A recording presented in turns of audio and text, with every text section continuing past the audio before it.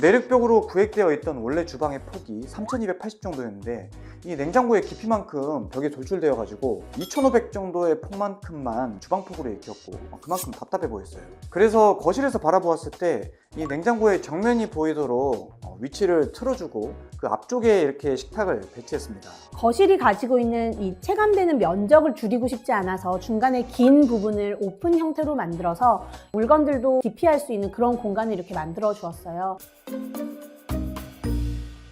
안녕하세요, 알랩서울 주시장입니다. 저는 오늘 송파에 위치한 헬리오시티 아파트에 나와 있는데요, 34평형의 판상형 구조이고 고객님 부부 두 분과 아이가 거주할 공간이에요. 2018년에 지어진 아파트라 입주한 지 이제 막 8년이 된 신축에 가까운 컨디션이었습니다. 이 정도 연식의 아파트는 기능적으로 크게 문제가 없기 때문에 도배 정도만 하고 이사하시는 분들도 많죠. 그런데 이 집은 도배만 하고 끝내기에 아쉬운 부분들이 있었습니다. 마감재들의 조화가 좋지 않았고 거실의 앞트월도 올드한 느낌을 가지고 있었어요.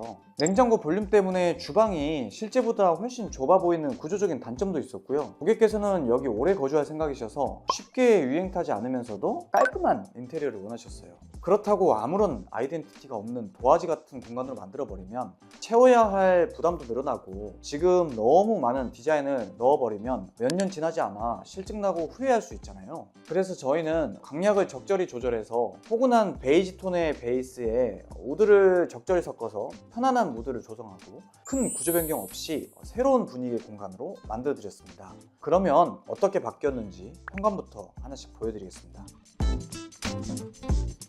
기존 현관은 집에 이렇게 들어왔을 때 오른쪽으로 이렇게 현관에서 들어가게 되면 거실로 연결되는 구조였는데요. 중문이 없는 그런 형태였습니다. 저희가 그래서 이 벽체를 앞으로 조금 이렇게 만들어주면서 중문이 안쪽으로 들어갈 수 있는 포켓 형태의 중문을 만들어 주었어요. 보통은 중문이 없으면 이 디딤석이 앞쪽까지만 현관으로 이렇게 인식되기가 쉬운데요. 이번 현장은 중문을 이 위치에 만들어 줌으로써 현관이 이 공간까지 이렇게 확장돼 보일 수 있는 그런 장점을 가지고 있습니다. 신발장은 기존의 볼륨을 그대로 유지하면서 이렇게 앞쪽 공간에만 오픈된 포인트 공간을 두었습니다. 거실에서 바라봤을 때 가장 시선이 많이 이렇게 머무는 곳이거든요. 그래서 하부를 띄우면서 간접 조명을 넣어주고 또 중간에 우드와 세라믹으로 포인트를 주면서 겹겹이 이렇게 조명이 쌓이는 구조로 만들어 보았어요. 차키나 오브제 등을 이렇게 장식할 수 있는 공간이 될 수 있을 거고요. 신발장의 내부는 신발을 최대한 많이 수납할 수 있도록 이렇게 알차게 구성을 해 보았고, 사실 이 안에 기존에 분전함과 통신함도 있었거든요. 그래서 그런 것들을 잘 고려를 해서 계획을 짰어요. 신발장의 맞은편에는 이제 출근하시면서 옷매무새를 점검할 수 있는 이런 전신 거울도 두었고요. 아무래도 현관은 집안의 전체적인 분위기를 보여주는 인트로 공간이잖아요.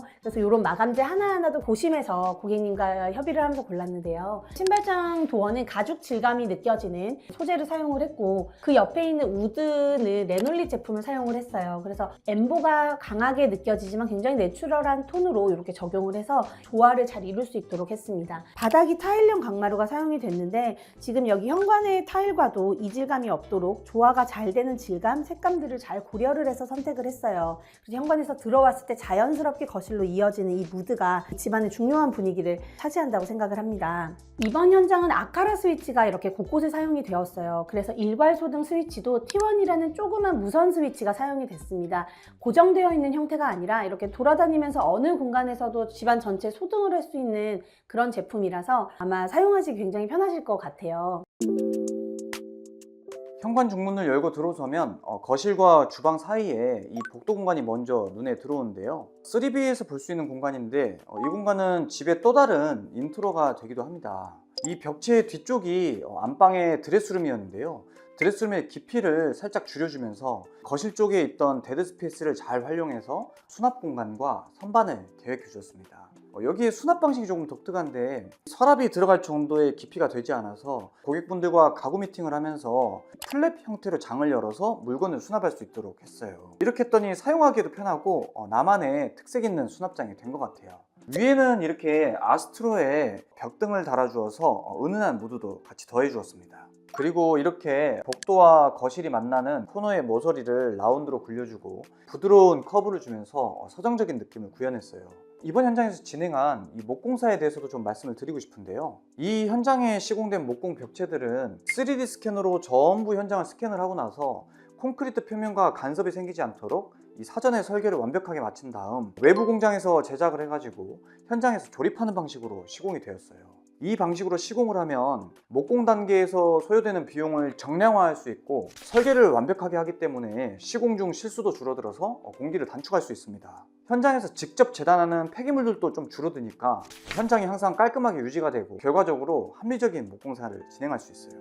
거실에도 수납이 필요하다면 이 방법을 한번 따라해 보세요. 이 현장은 기존에도 이렇게 거실이 확장되어 있는 구조였고요. TV 벽면은 유광의 타일로 이렇게 아트월이 시공이 되어 있었고 그 옆으로 이제 베란다로 나가는 터닝도어가 있는 그런 구조였습니다. 저희는 거실의 구조들을 계획을 할 때 깨끗하게 비우는 그런 방식들을 종종 사용을 하곤 합니다. 색깔을 한 톤으로 매핑해서 정돈을 해주면서 이런 형태의 변화들을 주기만 해도 거실의 분위기가 한층 풍부하게 그렇게 느껴질 수가 있어요. 여기를 보시면 터닝도어로 나가는 문 앞에 있는 가구 도어의 질감 그리고 이 벽지가 색감 차이가 많이 나지 않죠. 도어의 필름 색상은 고객님께서 팁을 주신 건데요. 색깔의 차이가 나지 않게 이렇게 조합을 하는 방식들도 인테리어 하실 때 참고해 보시면 좋을 것 같습니다. 기존에 있던 우물 천장도 이렇게 곡선 처리를 다 해주었거든요. 거실의 이런 라운드진 부분들과 함께 형태의 변화가 통일될 수 있도록 만들어 주었어요. 커튼도 아카라 노브 스위치를 사용해서 어디서든 이렇게 자유롭게 제어할 수 있도록 한 점이 굉장히 사용성이 편리할 것 같아요. 그리고 TV월도 조금 설명을 드려볼게요. TV의 위치가 전체적인 거실의 가로 사이즈에 비해서는 조금 좌측으로 치우쳐져 있는 형태입니다. 소파의 위치와 거실장의 이런 비율들을 고려해서 이렇게 위치가 정해졌는데 그렇게 했을 때 이 우측 부분의 벽면이 조금 넓게 비대칭으로 남아있는 그런 느낌이 들 수 있어요. 그래서 저희가 인터폰의 위치를 고려를 하고 그 중간 부분을 세라믹을 이렇게 사용을 해주면서 공간을 조금 분절을 시켜줘서 이 대칭과 균형들이 조금 맞을 수 있도록 계획을 해보았습니다. 자, 이번에는 반대편의 거실장도 한번 살펴보겠습니다. 거실에서 전체적인 이런 수납들이 가능하도록 만든 그런 거실장이에요. 수납장의 깊이가 이제 400 정도 되게 만들었는데 거실이 가지고 있는 이 체감되는 면적을 줄이고 싶지 않아서 중간에 긴 부분을 오픈 형태로 만들어서 여기에 이제 뭐 책도 꽂을 수 있고 또 물건들도 DP할 수 있는 그런 공간을 이렇게 만들어 주었어요. 거실장의 중간 부분은 이게 상부와 하부 둘 다 간접 조명을 두어서 이제 주등을 끄고도 은은하게 분위기가 표현될 수 있도록 했고 한쪽에 이렇게 가구 스위치를 둬서 따로 제어하기 편리하도록 그렇게 계획을 했습니다. 방 앞에 소파를 두면 문을 열었다 닫았다 하기 불편할 것 같은데요? 이 공간이 뭐 자주 쓰는 물건들을 놓는 공간이라면 충분히 그렇게 생각하실 수 있어요. 근데 저희는 여기에 오래 두고 꺼내지 않을 물건들을 넣어두는 그런 창고 형태로 고객님과 같이 계획을 한 공간이기 때문에 눈에 조금 띄지 않는 공간이 되었으면 해서 소파의 등받이 높이랑 이 수납장의 높이 자체를 다 맞춰주었습니다. 아마 히든 수납처럼 느껴지실 수도 있을 것 같아요. 주방에서 레이아웃을 잡을 때 가장 먼저 고려하는 부분이 바로 냉장고예요. 건설사에서 지은 아파트 평면도를 보면 대부분 거실에서 봤을 때 이 측면 공간에 냉장고가 계획되어 있는데요. 이 냉장고의 깊이 차이가 거실에서 체감하는 이 주방의 개방감에 큰 영향을 미칩니다. 두 번째 고려사항은 바로 분배기 위치인데요. 지어진 지 얼마 되지 않은 준신축의 경우에 분배기 컨디션이 나쁘지 않고 처음 설계했던 대로 난방배관들이 뻗어 있기 때문에 웬만하면은 위치를 바꾸지 않고 이 주방의 레이아웃을 풀어주는 게 좋아요. 기존 주방은 베란다에 기역자 형태의 조리대가 있고 그 옆에 식탁, 측면 벽에 냉장고가 붙어있는 구조였어요.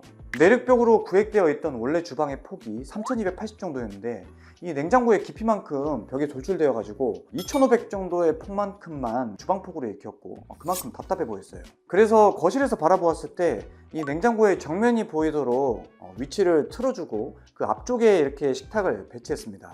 식탁이 벽으로 붙기 때문에 이 벽면은 배경과 비슷한 색으로 읽히는 밝은 톤의 타일을 써주었어요. 여기 전면은 필름인데 이쪽 모서리에서 45도로 서로 다른 재료가 만나게 됩니다. 다시 레이아웃으로 돌아가면 기존 분배기 위치는 그대로 두고서 측면에 싱크볼과 인덕션이 나란히 놓인 긴 조리대를 만들어 주었어요.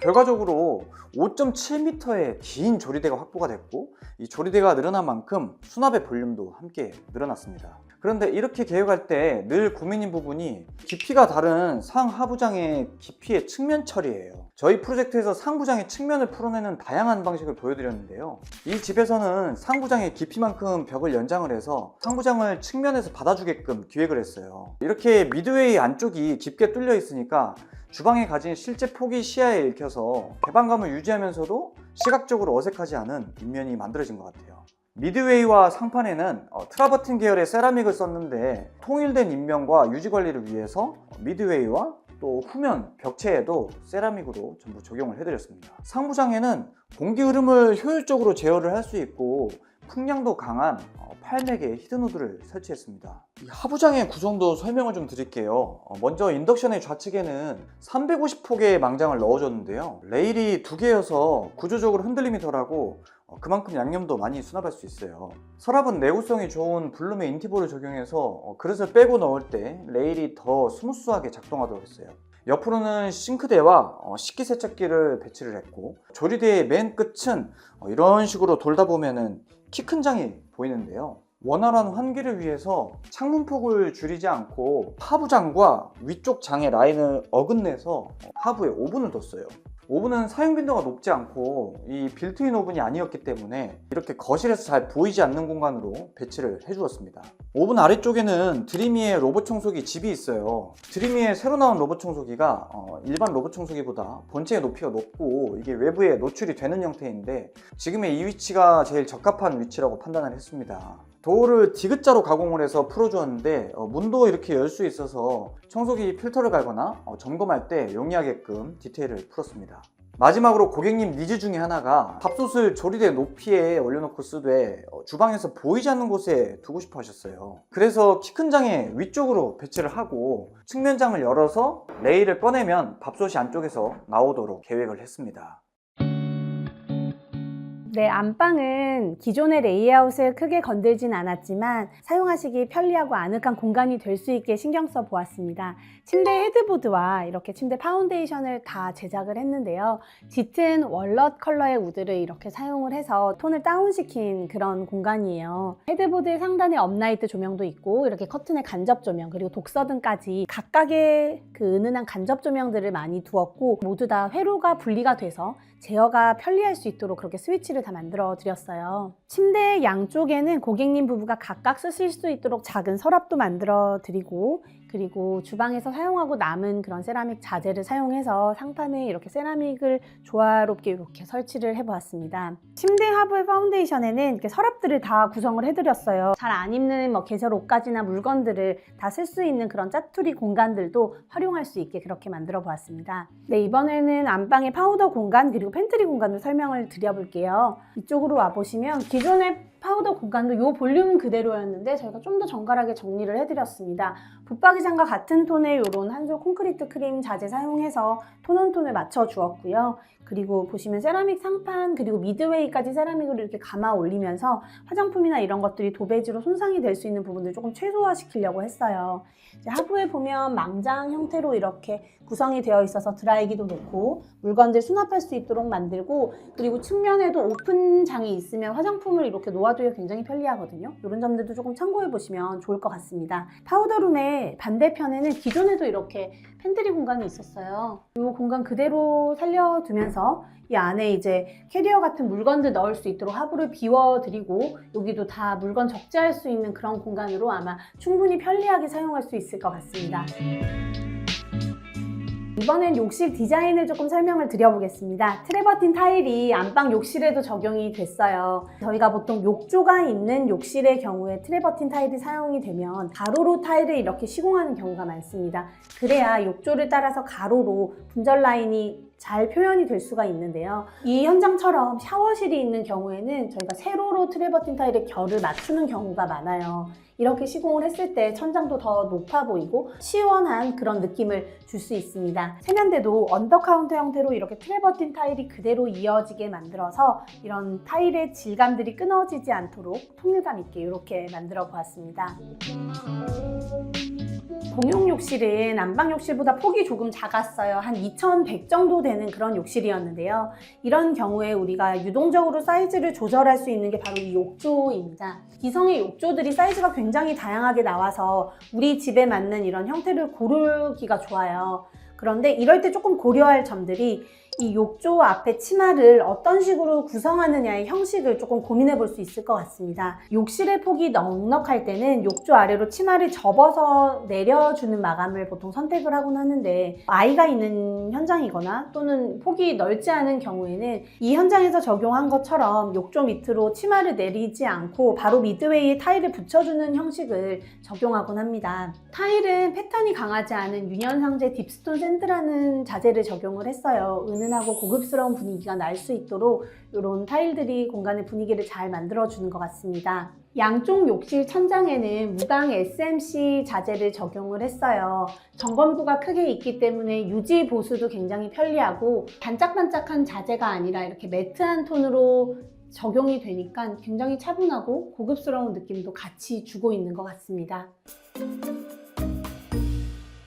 이 집은 집의 구조를 크게 바꾸지 않았는데도 전혀 다른 집이 되었죠. 인테리어를 할 때 대대적인 구조 변경이 항상 정답은 아닌 것 같아요. 건드리지 않아도 될 곳에 비용을 쓰는 것보다 실제로 생활이 달라지는 부분에 집중하는 것, 그게 알립소울이 매 현장에서 고객과 함께 고민하는 방식입니다. 끝까지 시청해 주셔서 감사합니다. 지금까지 차 실장 그리고 주 실장이었습니다.